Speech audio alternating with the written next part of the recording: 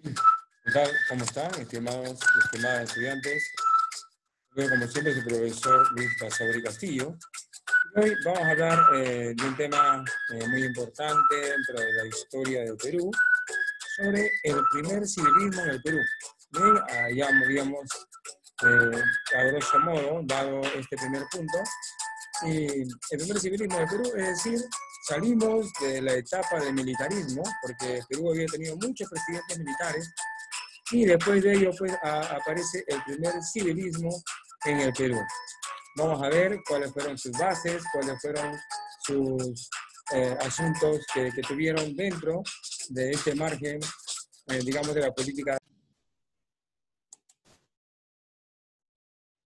Bien, vamos a ir entonces a lo que es el primer civilismo en el Perú. Vamos a ir acá a esta fase sobre este importante evento que ocurrió pues en esta parte de nuestra patria. Entonces, vamos a ir, sin más preámbulos, a hablar sobre este punto principal, sobre la...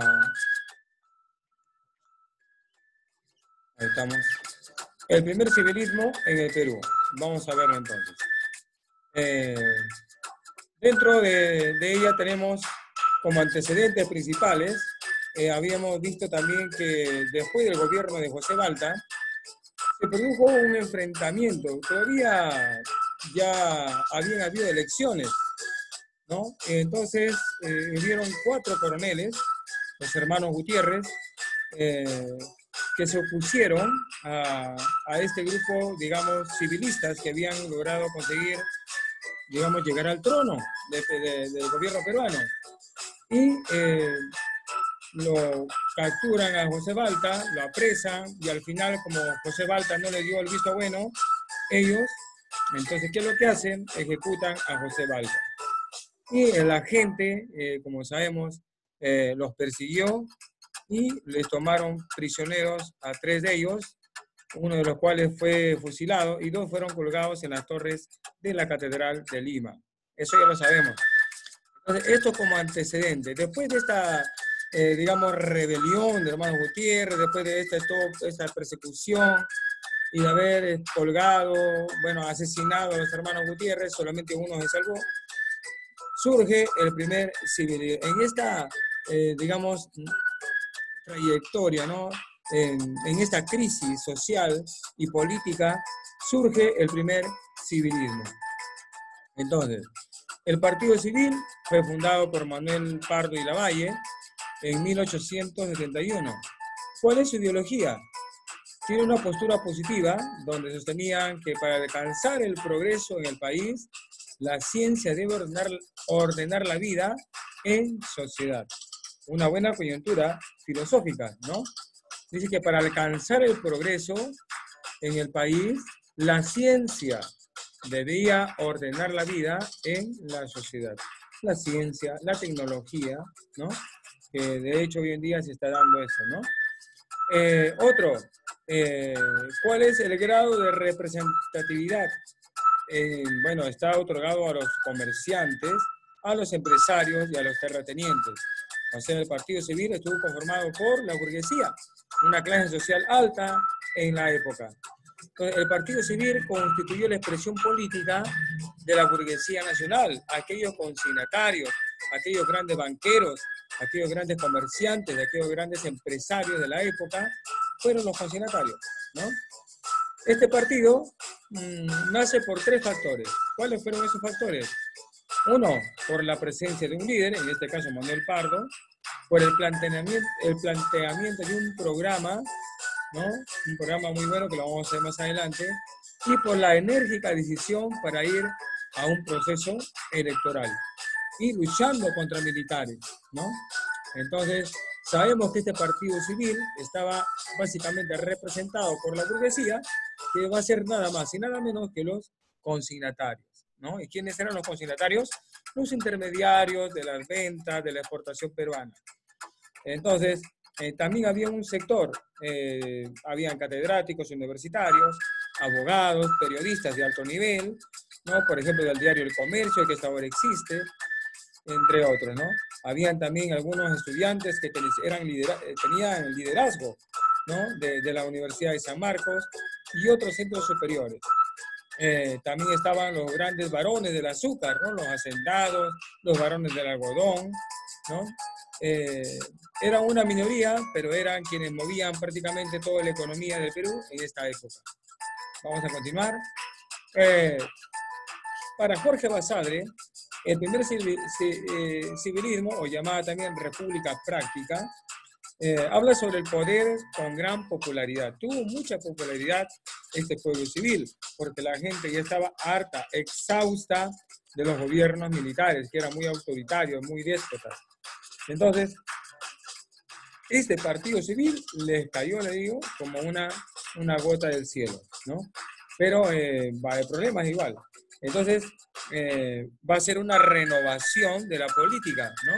Tanto de sus dirigentes como del asunto político propiamente dicho. Aparece la plutocrática, ¿no? Dirigentes plutocráticos, aristócratas, es decir, grupos cerrados, pequeños grupos cerrados de adinerados, de grandes empresarios, ¿no? Eso es la plutocracia. Muy bien, ¿qué más? Dentro del programa del Partido Civilista estaba acabar con los gobiernos militares. Ahí está. Uno era acabar con los gobiernos militares. ¿Qué más? Establecer un gobierno civil, como lo que fue de Manuel Pardo. Otro, construir obras públicas, líneas ferroviarias más que todo, carreteras, ¿no? Irrigaciones, para poder irrigar los cultivos, ¿no? Entonces, también otra, digamos, de las ideologías dentro de su programa fue promover la llegada de inversiones extranjeras en las principales actividades económicas, sobre todo en la industria y en la minería. Otro, promover la migración europea, la creencia de que con estas personas se difundiría una ética del trabajo, ¿no? Para mejorar la composición racial en el país. Bueno, el Partido Civil entonces ganó la contienda electoral de 1872 y tuvo por 4 años hasta 1876, teniendo el apoyo del pueblo, con un alto porcentaje en el voto, y bueno, contra el gobierno militar, ¿no? Y los conservadores, que eran déspotas y eran autoritarios. Este proyecto se frustra debido a la crisis económica habanera y a la guerra del Pacífico, ¿no? Entonces, ¿cuáles son los resortes del poder del civilismo? Los consignatarios, ¿no? La burguesía, como por ejemplo Valentín Gil, Aurelio de Negri, entre otros. Había también pequeños y grandes terratenientes, de los que tenían tierras, haciendas, banqueros y militares poderosos, artesanos y comerciantes, funcionarios públicos y parlamentarios provinciales. Todos ellos formaban parte del poder del civilismo. Bien, pasamos al gobierno de Manuel Pardo y Lavalle. Bien, como ustedes verán, así era el uniforme, la vestimenta de la época, ¿no? Y aquí estaban los grandes militares también que encabezaban, pues, esta marcha. Porque le decía que dentro del Partido Civil también había militares, pero militares enfocados a la democracia y, bueno, con un alto poder económico también. Entonces, para impedir que los civilistas tomaran el poder, aquí el presidente Balta, como les había dicho, antes de que surja el gobierno Manuel Pardo, fue accidentada, ¿no? Con la muerte de José Balta, presidente que estaba por entregar el cargo, y la muerte también de 3 de los hermanos Gutiérrez. A ver, aspecto del gobierno de Manuel Pardo y Lavalle. En el aspecto económico, combatió el derroche de las rentas fiscales y su aplicación en gastos improductivos, ¿no? Bueno, combatió el derroche, esto fue muy bueno, o sea, combatir con los gastos extra, combatir con los viáticos, combatir con la corrupción. Me parece que ese punto estuvo muy bueno. Realizó también la descentralización administrativa, estableciendo los consejos departamentales. Hoy en día hablamos de regiones, ¿no? O sea, no todo se centra en Lima, sino que todo está ya descentralizado. Cada departamento tiene su presidente regional, ¿no? Y es una ayuda para atender las necesidades más, digamos, más difíciles de poder alcanzar. Entonces, ahí está el presidente regional para solucionar los problemas que puedan existir. También se puso en vigor nuevas tarifas mediante una ley de aduanas, o sea, tarifas para la exportación y también para la importación. Y eso era un ingreso para el Estado. Otro, no se pudo detener la crisis y el Perú ingresaba a una bancarrota fiscal. A pesar de ello, no se pudo lograr establecer o estabilizar la economía y eso va a romper y vamos a caer en una bancarrota. En cuanto a la defensa nacional, se abandonó la política armamentista, no más compra de buques de guerra, no más armamento, nada de nada, porque no va a pasar nada. Mientras que el Perú decía no compramos nada, Chile se estaba armando, porque Chile tenía una visión de querer expandirse, ¿no? Entonces inició Chile una carrera armamentista, mientras que Perú se centró en cuidar su economía y también en pagar la deuda o ver de dónde venía dinero, ¿no? Era imposible comprar armamentos, estábamos en bancarrota casi. En el aspecto internacional, no sé por qué, pero Perú firmó un tratado secreto con Bolivia, ¿no? Un tratado secreto del 6 de febrero de 1873, era de carácter defensivo, lo sabemos, pero yo no sé por qué tuvo un pacto secreto, no entiendo, ¿no? Porque si siendo secreto, ¿por qué Chile se enteró? Entonces, esta alianza era más que todo para ver si en alguno de estos países estaba en peligro, otro, tanto si estaba en peligro Bolivia, Perú lo iba a defender. Y si Perú estaba en problemas, Bolivia lo iba a defender. Entonces, era así, era una defensa, una ayuda mutua, ¿no? Entre ambos.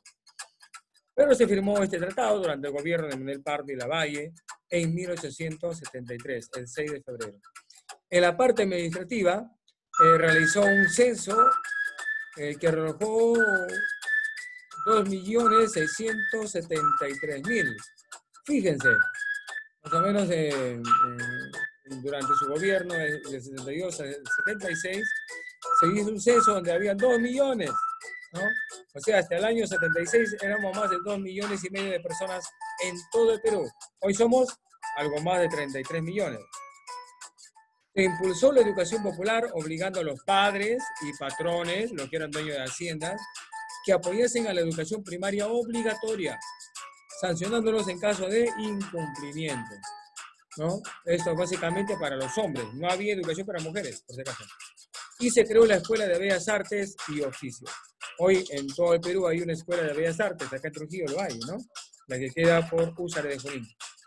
También se publicaron obras como una obra El Perú de Antonio Raimondi y Las tradiciones peruanas de Ricardo Palma. Como sabemos que Antonio Raimondi fue un italiano que llegó aquí al Perú, se quedó en el Perú y se quedó a conocer el Perú y se enamoró del Perú.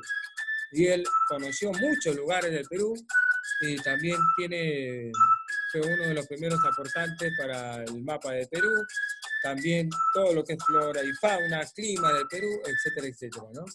Y ni qué hablar de las tradiciones peruanas de Ricardo Palma. Muy bien, vamos a continuar.